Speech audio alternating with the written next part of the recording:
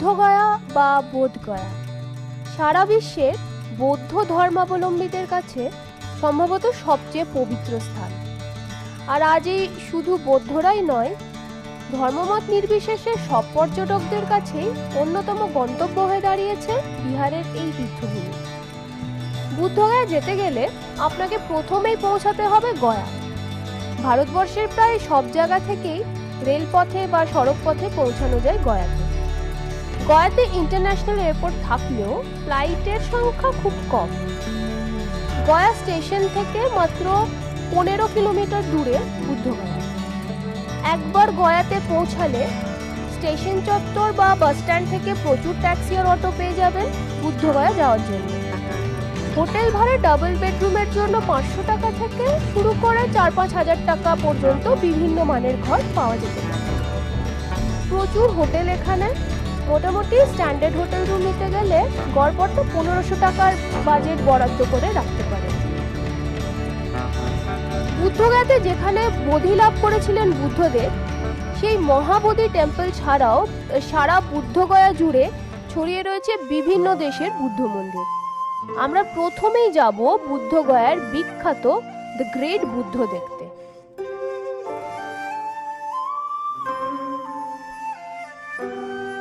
এখানকার অন্যতম আকর্ষণ হলো দ্য গ্রেট বুদ্ধার এই মূর্তি।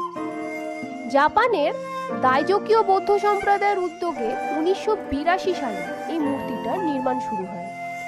1989 সালের 18 নভেম্বর এখানে বোধি বৃক্ষের একটা চারা রোপণ করে এর উদ্বোধন করেন চতুর্দশ দলাই লামা। 10 ফুট উঁচু একটি বেদিতে 5 ফুট উচ্চতার এই পদ্মের ওপর বসে থাকা ধ্যানমগ্ন এই বুদ্ধ মূর্তির উচ্চতা 64 ফুট, অর্থাৎ মাটি থেকে প্রায় 80 ফুট উঁচু পুরো মূর্তিটা। শিল্পী ভি গণপতির নেতৃত্বে প্রায় 12,000 শিল্পী 7 বছরের পরিশ্রমে তৈরি করেন বালি পাথর আর লাল গ্রানাইটের এই মূর্তি। অপূর্ব। মূর্তিটার ভিতরটা ফাঁপা। ভিতরের দেওয়ালে রয়েছে 13,600 ছোট ছোট ব্রোঞ্জের বুদ্ধ মূর্তি।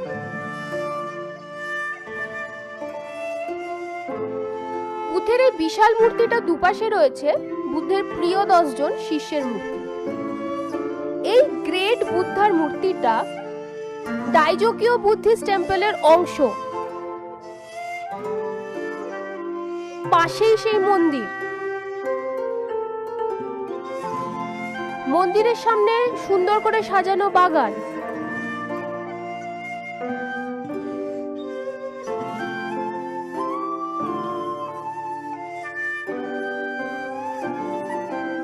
সিঁড়ি বেয়ে উঠে গিয়ে সামনে শাক্যমুনি গৌতম বুদ্ধের সোনালী মূর্তি। ভীষণ শান্ত সমাহিত মন্দির পরিবেশ। আপনারা দেখছেন এই মন্দিরের ওপর দিকে তাকালেই দেখা যায় কাঠের ছাদ। মন্দিরের ভিতরটা পরিচ্ছন্নভাবে সাজানো, খুব ভালো লাগছে। দুপাশ দিয়ে সিঁড়ি উঠে গিয়েছে উপরে যাওয়ার। উপরের এই মন্দিরের প্রতিষ্ঠাতার মূর্তি রয়েছে, আর একদম উপরের তলায় রয়েছে বুদ্ধের রেলিক্স।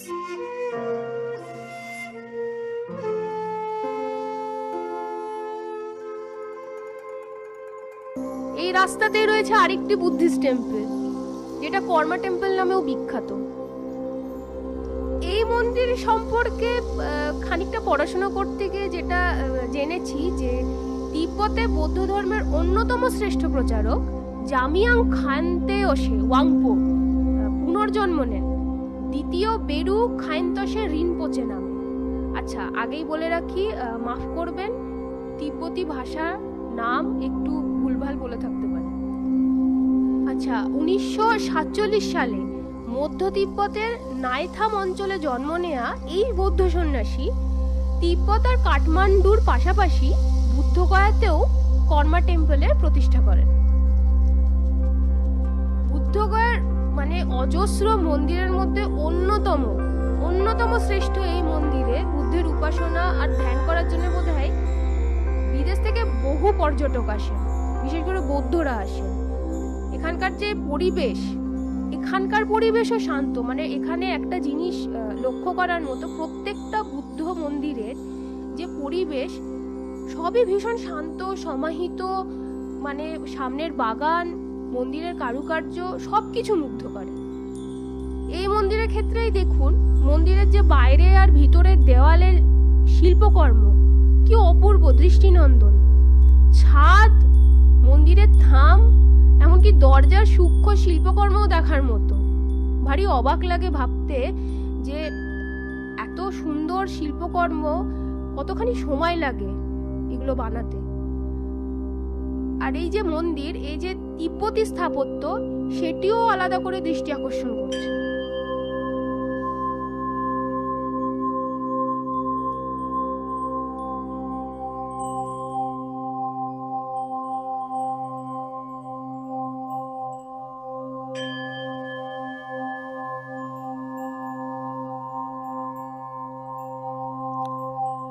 খুব ভালো লাগছে, কিন্তু আমাদের আরো মন্দির দেখার আছে। চলুন এবার দেখি এরপরে কোন মন্দিরে যাওয়া যায়। এবার আমরা বেরোই কার্মা টেম্পল থেকে। কার্মা টেম্পল থেকে কিছুটা দূরেই এই মঙ্গোলিয়ান টেম্পল, এও ভারী সুন্দর দেখতে। ভাববার বিষয়, একই বুদ্ধ মন্দির বিভিন্ন দেশ বিভিন্নভাবে তাদের বৈচিত্র্যময় ভাবে এত সুন্দর করে মন্দিরগুলো তৈরি করেছে। সবই যেন আলাদা, সবের মধ্যেই বিভিন্ন দেশের স্থাপত্য, নির্মাণ কার্য সবকিছুই বিশেষভাবে ফুটে ওঠে। আচ্ছা, এই মন্দিরটা এখন বন্ধ, এ নাকি বেশ কিছুদিন ধরেই বন্ধই আছে। এখানে খুব বেশি কারুকার্য না থাকলেও সেই পরিবেশ যথারীতি শান্ত, ছিমছাম। তবে এই স্থাপত্য, মঙ্গোলিয়ান স্থাপত্যও কিন্তু আলাদা করে নজর কাটছে, খুব ভালো লাগছে। মন্দিরটা খোলা থাকলে ভেতরে ঢোকা যেত, তো দুঃখিত, মন্দিরের ভেতরে এরা ঢুকতে দিতে চাইছেন না, তালা মারা আছে বাইরে, হয়তো পরে খুলবে বা কিছু, কবে কিছু জানা নেই। যাই হোক, এবার চলুন তাহলে আমরা এগোই পায়ে পায়ে, দেখি পরের মন্দির কি আছে।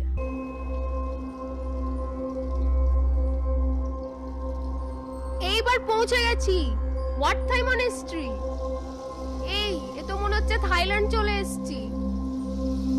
বলে রাখি, একবার থাইল্যান্ড যেতে পেরেছিলাম, একেবারে হুবহু মনে হচ্ছে থাই মনেস্ট্রির সামনে দাঁড়িয়ে আছি।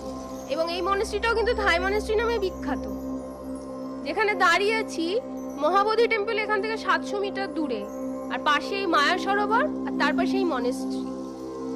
বাহ, কি ভালো লাগছে।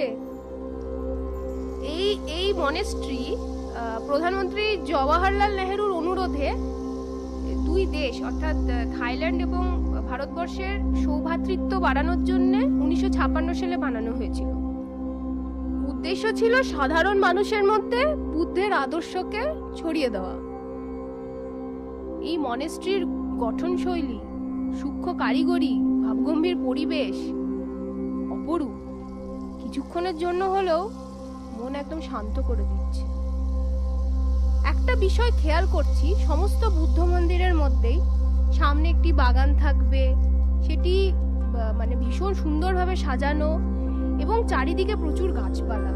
বেশিরভাগ মন্দিরের চারিদিকেই প্রচুর গাছপালা, রীতিমতো যত্ন করা হয় তাদের। এই স্থাপত্যগুলো কিন্তু আমাকে সেই ব্যাংককের বুদ্ধ মন্দিরগুলোর কথাই মনে করিয়ে দিচ্ছে। এখানে আবার বৌদ্ধ সন্ন্যাসীদের জন্য প্রতিদিন সকাল আর সন্ধ্যাবেলায় আধ্যাত্মিক শিক্ষারও ব্যবস্থা আছে। জানুয়ারি মাসে বিশেষ কিছু ব্রত পালনের মতো আচার অনুষ্ঠানও করা হয়। তখন ওই সম্পূর্ণ নীরবতা পালন করে ধ্যান, যোগ ইত্যাদি করা হয়। প্রচুর মানুষ আসেন সেই সমস্ত অনুষ্ঠানে। আমরা এখন অন্য সময় এসেছি, কোনো সময় যদি জানুয়ারি মাসে আসতে পারি বা আপনারা যদি আসতে পারেন, তাহলে নিশ্চয়ই সেই অনুষ্ঠানে আপনারাও সামিল হবেন। জানাবেন কেমন হয়, অবশ্যই কমেন্ট করবেন। মন্দিরের ভিতরের এই মূর্তিটাও খুব সুন্দর, এটি ব্রোঞ্জের তৈরি, বেশ বড় এবং ভীষণ সুন্দর। আর এই যে মিউরালস গুলো বাইরেও আছে ভেতরেও আছে, এই মিউরালস ভাস্কর্য খুব ভালো লাগছে, ভীষণ সূক্ষ্ম কাজ। যত দেখছি তত অবাক হচ্ছি, কত ধৈর্য আর সময় লাগে এত সুন্দর জিনিস বানাতে।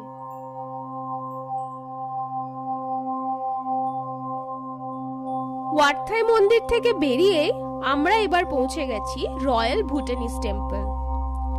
বুদ্ধগয়ের যে অসংখ্য মন্দিরের মধ্যে আলাদাভাবে দৃষ্টি আকর্ষণ করে এই মন্দির, সে আর বলতে হয় না।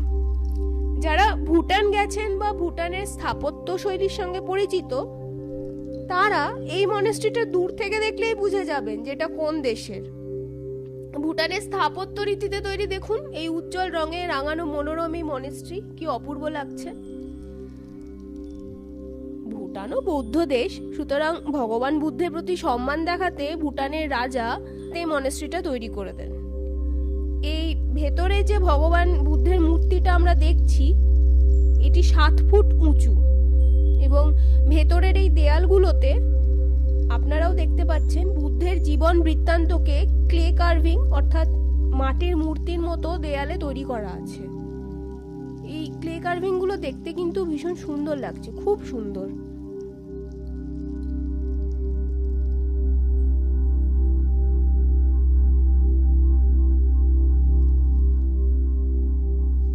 এছাড়াও এই মন্দিরে বৌদ্ধ সন্ন্যাসী যারা আছেন তাদের বিশ্রাম নেওয়ার জন্য কিন্তু আলাদা একটি ঘর আছে।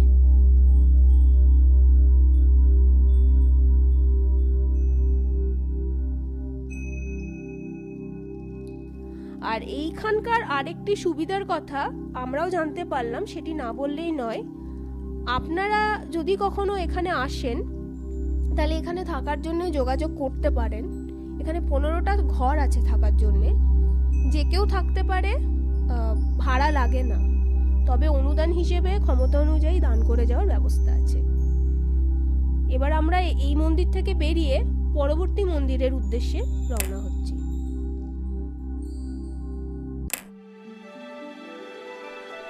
দাঁড়িয়ে আছি চীনে মন্দিরের সামনে। এই যে চাইনিজ টেম্পলটা দেখছেন, এটি আকারে খুব বড় নয়, কিন্তু বেশ সুন্দর। সামনে যে মূর্তিটি দেখা যাচ্ছে, একাধিক মূর্তি দেখা যাচ্ছে, মূর্তিগুলো বেশ সুন্দর। মন্দিরের গায়ে আলাদা করে বলার মতো বিশেষ কোনো কাজ দেখতে পাচ্ছি না, তবে স্থাপত্যে চীনা আর ভারতীয় শৈলীর মিশ্রণ দেখা যাচ্ছে। আর এই বাইরের যে স্থাপত্যটি, এতে কিন্তু চাইনিজ স্থাপত্যের ছাপই স্পষ্ট। চোখ মুখগুলো দেখুন একবার। আচ্ছা, ফান ফ্যাক্ট, এই মূল মন্দিরটি চাইনিজ বৌদ্ধ সন্ন্যাসীরা চায়না সরকারের সহযোগিতায় তৈরি করেন 1945 সালে। পরে আবার 1997 সালে এটি পুনর্নির্মাণ করা হয়। মূল যে বুদ্ধ মূর্তি আছে সেটি কিন্তু 200 বছরের পুরনো, অনেক পুরনো। আর প্রতিষ্ঠিত করা হয়েছিল মূর্তিটিকে চায়না থেকে এনে। এখানকার এখন যে মূল আকর্ষণ সেটা হচ্ছে এই ঘরের ভেতরে এই যে দেখছেন বুদ্ধের 3টি সোনালী মূর্তি, এইটি এখন এখানকার মূল আকর্ষণ। আর আরেকটি আকর্ষণ আছে, সেটা আমি তার গ্যারান্টি দিতে পারছি না, কারণ আমি চীনে ভাষা জানি না। তবে আজ পর্যন্ত যেসব চৈনিক বৌদ্ধ পর্যটক তাদের ভারত ভ্রমণের কথা লিখে রেখে গেছেন, তাদেরই কিছু ভ্রমণ বৃত্তান্ত নাকি এই যে মন্দিরের দেয়ালের গায়ে লিপিবদ্ধ করা আছে, এগুলো নাকি তাদেরই কিছু বৃত্তান্ত। এবার যারা আপনারা কেউ যদি চীনে ভাষা জানেন, এটা সত্যিই তাদের বৃত্তান্ত কিনা একটু বলবেন, এবং কি লেখা আছে সেটা যদি পড়তে পারে সেটাও জানাবেন। আমার তো একদমই বোধগম্য হচ্ছে না, কি লিখেছেন, কতটা লিখেছেন কে জানে। তবে ভাষাটি দেখতে ভারী সুন্দর, ছবির মতো। চলুন এগোই পরের মন্দিরে। এখন এই মুহূর্তে যে মন্দিরটির সামনে দাঁড়িয়ে আছি, এটি তাইওয়ানের বৌদ্ধ মন্দির। এই মন্দিরটি সচরাচর বন্ধই থাকে, সেই জন্য আমরাও ভেতরে ঢুকতে পারছি না। বাইরে থেকেই যতটা সম্ভব এর স্থাপত্য নির্মাণ আপনাদেরকে দেখাচ্ছি।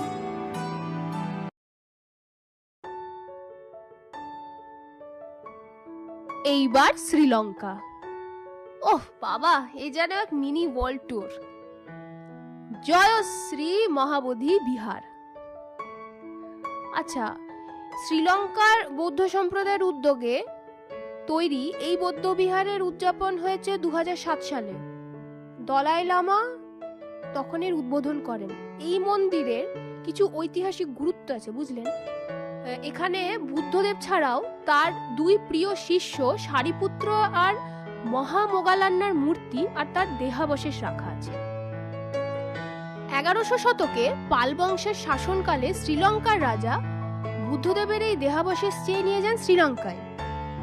বুদ্ধগয়ার মহাবোধি বিহারের অনুরোধে শ্রীলঙ্কার বৌদ্ধ সংঘ সেটা তাদের এই নবনির্মিত মন্দিরে রাখতে রাজি হন। অর্থাৎ এখন এই দেহাবশেষ এই মন্দিরে রাখা আছে।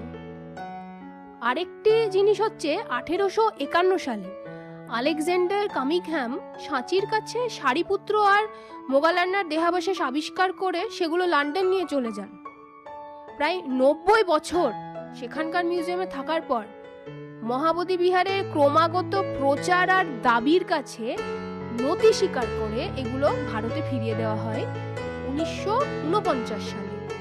সেগুলোই এখন মহাবোধি থেকে এখানে নিয়ে আসা হয়েছে স্থায়ীভাবে রাখার জন্য। মানে বৌদ্ধদের কাছে তো বটেই, সাধারণ দর্শনার্থীদের কাছেও এই বুদ্ধ মন্দিরের আলাদাই একটা আকর্ষণ আছে। মন্দিরটি মানে তিব্বতী মন্দিরের স্থাপত্য দেখার পর এবং ওয়াটথাই মন্দিরের স্থাপত্য দেখার পর এই মন্দিরকে আমার স্থাপত্যর থেকেও ঐতিহাসিক কারণে যেন বেশি ভালো লাগছে।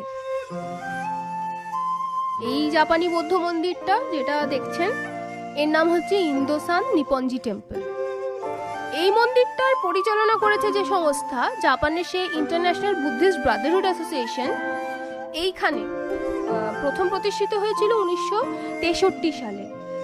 আচ্ছা, আপনাদের যে এত আমি সাল সন এত কিছু বলছি, আসলে কি জানেন তো, শুধু ছবি দেখালে অতটা হয়তো মজা আসবে না। তার সাথে যদি একটু ইতিহাস আপনাদেরকে বলতে পারি, আমি যে কিছুটা হলেও জানি পড়েছি এটাও তো বোঝাতে হবে। তো যাই হোক, জাপান তো তখন বৌদ্ধ ধর্মের দেশ এবং আমাদের তৎকালীন প্রধানমন্ত্রী নেহেরু জাপানকে অনুরোধ করেন যে বুদ্ধের বোধিলাভের এই পবিত্র বৌদ্ধগয়াতে সারা বিশ্বের মানুষের মনে শান্তির স্থাপনের জন্য কিছু গড়ে তুলতে। এখানে মনে করিয়ে দিই, তার কিছু বছর আগেই দ্বিতীয় বিশ্বযুদ্ধ শেষ হয়েছে, কাজে পৃথিবী কিন্তু খুব অশান্তই বলা চলে। তো তখন জাপান সরকার আর জাপানের বুদ্ধিস্ট ব্রাদারহুড অ্যাসোসিয়েশন সে প্রস্তাবকে গ্রহণ করেছে এবং এখানে প্রথমে ব্রাদারহুড অ্যাসোসিয়েশনের একটি শাখা গড়ে তোলে এবং ওটা সম্পূর্ণ হয়েছে 1970 সালে। এবার দ্বিতীয় পর্যায়ে 1973 সালে এই মন্দিরটি তৈরি হয় এবং তৎকালীন রাষ্ট্রপতি ভিভি গিরি এই মন্দিরের উদ্বোধন করেন। শেষ হয়নি, দাঁড়ান, আরো পর্যায় আছে। তৃতীয় পর্যায়ে এখানে একটি কিন্ডারগার্টেন স্কুল আর একদম শেষ পর্যায়ে একটি দাতব্য চিকিৎসালয় চালু করা হয়েছে। আচ্ছা, এখানে শুধু গরিবদের জন্য না, সারা বুদ্ধগয়ার শত শত মানুষকে প্রতিদিন নানাভাবে কিন্তু সেবা করে চলেছে এই বৌদ্ধ সংগঠন। সম্প্রতি এই 2023 সালে এই সংগঠনের 50 বছর পূর্তি উপলক্ষে এখানে প্রাচ্য আর বৌদ্ধ ধর্মের অনুশীলনের জন্য একটি লাইব্রেরিও চালু করা হয়েছে। লাইব্রেরিটায় আমাদের এখন বোধহয় ঢোকার অনুমতি থাকবে না, যদি থাকতো তাহলে একবার ঢুকে দেখতাম। এবার একদম পাশের বাড়ি, আমাদের প্রতিবেশী দেশ বাংলাদেশ যদিও একটি ইসলামিক দেশ, তবুও সেখানকার সংখ্যালঘু সম্প্রদায়ের মধ্যে অন্যতম হলো বৌদ্ধরা। বাংলাদেশে সে বৌদ্ধ সম্প্রদায়ের তৈরি এই বুদ্ধ মন্দিরটাও বুদ্ধগয়ার অন্যতম দর্শনীয়। এখানকার অন্যান্য সব বুদ্ধ মন্দিরে যেমন সামনে বাগানের জন্য অনেকটা ছেড়ে দিয়ে পিছন দিকে মন্দিরগুলো তৈরি করা হয়েছে, এখানে কিন্তু সেরকমটা দেখছি না। আপনারাও দেখুন, মন্দিরটা কিন্তু প্রায় রাস্তার উপরে আর বাগানের জায়গাটা বাঁ দিকে দেখা যাচ্ছে। মনেস্ট্রি আর বাগানে ঢোকার গেটও আলাদা আলাদা,